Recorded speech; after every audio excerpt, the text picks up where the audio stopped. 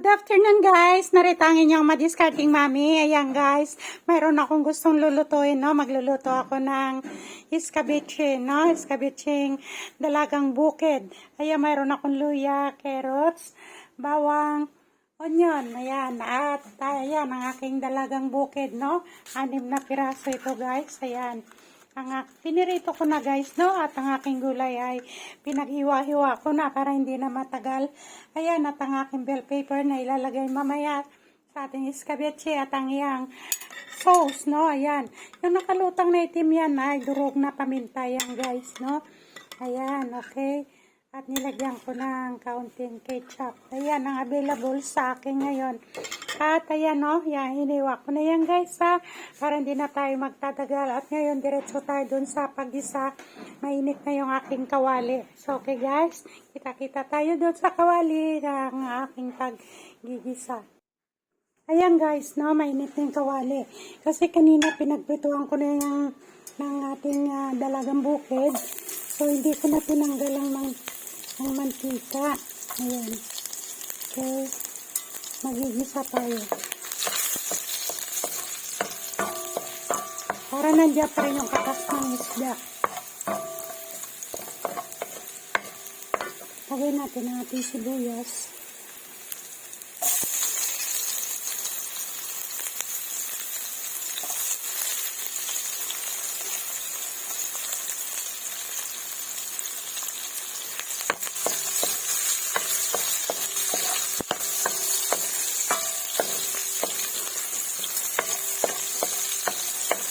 Ating luya.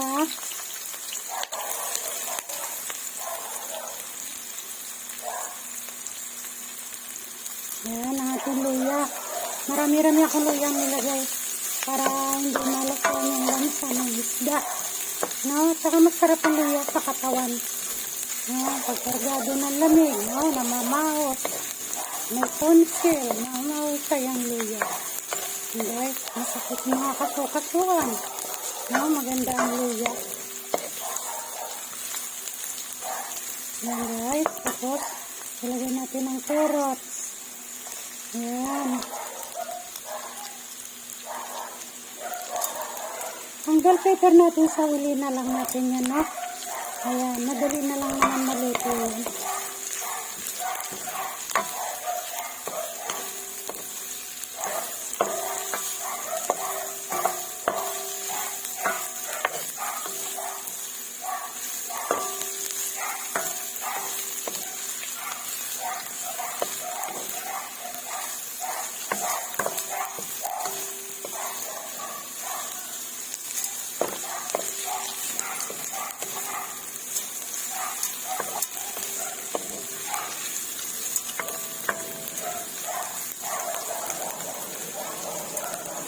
Ayan, okay. Tubigyan natin ng konti guys.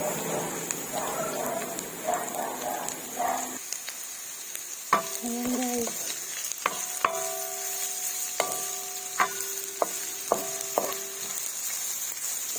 Kaya medyo malambot na yung ating carrots, no?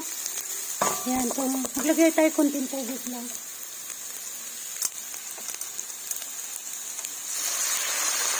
Ayan.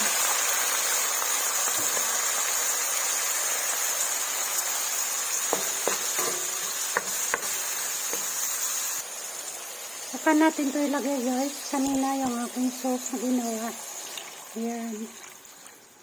Maglalagay tayo dito ng 1½ tablespoon na cornstarch, no? Mamaya na. Ayan. Kaya hindi ko muna hinalo dito sa sauce kasi mag-sticky kagad dito eh. Pag nilagyan na natin kagad ng cornstarch na hinalo natin dun sa sabaw. So, kailangan pauli natin ang cornstarch at ang ating bell pepper. Ayan, no? Ayan. Pakuluan natin yan, guys. Pero templado na yan, no? Tinimplahan ko na yung sauce kanina bago ko inilagay. Halo ko kanina, nandiyan na yung timpla ko. So, sa timpla, bahala kayo, guys, ha? Depende sa inyong taste kung anong gusto niya. Ayan. Ayan.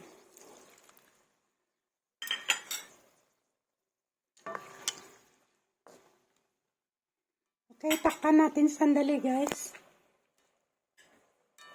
Mga isang kulo lang yan. Pwede na yan, no? Mga isang kulo lang yan, okay? So, ayan guys, kumukulo na, no? Ayan. Okay. At saka malambot na din yung carrots natin. Ayan. So, ilagay natin ngayon ng ating pangpastiki, ang cornstarch, no? Huwag natin bigla ilagay lahat. Unti-unti lang, guys. Kasi baka mamaya sumubrang pagkastiki niya. Hindi na maganda, no? Ayan. Okay. So, ayan. Sakto lang ito. So, ilalagay na natin ngayon ng ating bell paper. Ayan, no?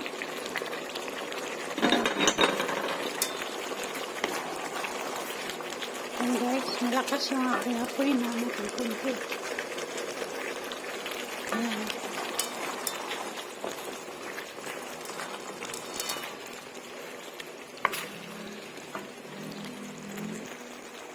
So, ayan, guys. Kumukulo na siya, no? Ayan. Okay. So, ilagay na natin ngayon guys ang ating isda, no? Halo na natin dito.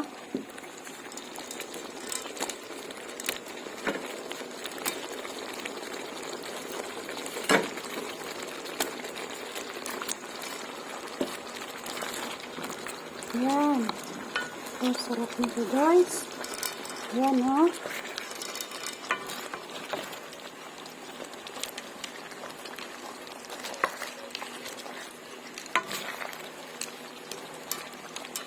Ayan.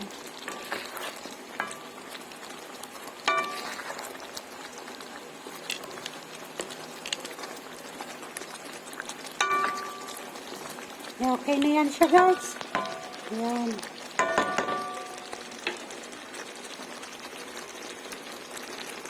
Okay, sara na natin ang apoy.